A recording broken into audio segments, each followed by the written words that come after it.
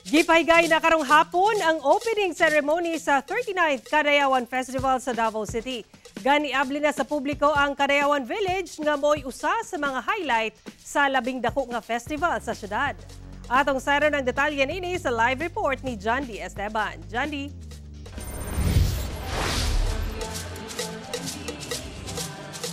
Sara dili kompleto ang Kadayawan experience sa atong mga turista o mga bisita dinhi sa Davao City kung dili nila masinati ang nagkadaiyang tradisyon o kultura sa atong 11 ka mga tribo sa Dakbayan. Ana-ana dinhi sa Kadayawan Village nga abli na sa publiko sugod karong adlaw. Ato sayron.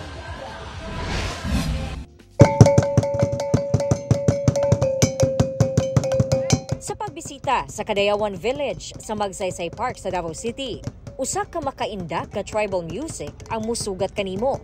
Anaa dinhi ang tribal house sa 11 ka tribo sa syudad.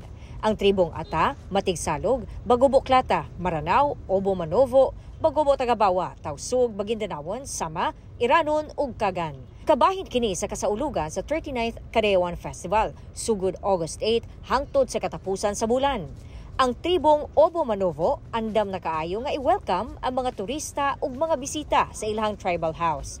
Sa gawas, makita ang display sa ilang mga abot sama sa mga lagutmon. Doon na sa mga laing produkto sama na lamang ni ining mga basket.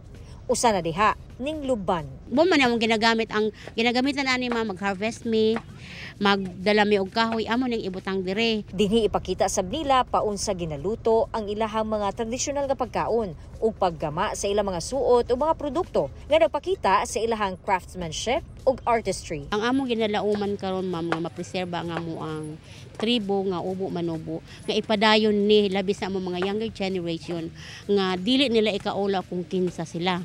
Ang magtiayong Marlene ug Jimmy mihapit gyud sa Kadayawan Village. Una sila mubalik sa Europe. Sige sab sila og selfie, isip remembrance kay basin dugay pa daw sila kabalik. Sigurado daw nga imbitahon gyud nila ang ilahang mga higala sa Europe nga mobisita sa Kadayawan. Very nice yung talagang culture, art. Maganda. Kailangan talaga i-preserve yung culture natin. Huwag alisin. Kabahin kini sa kasaulugan sa Kadayawan Festival.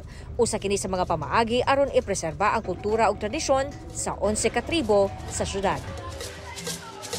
Sara, karong taud-taod, formal na pod ablihan no ang Kadayawan Festival ug gilauman ang presensya ni Davao City Mayor Sebastian Baste Duterte. Ug sa mga gusto pa muapas, pwede pa muapas ug atong masinati ang colorful and vibrant opening program dinhi sa Magsaysay Park. Happy Kadayawan sa atong mga kapuso. Sara.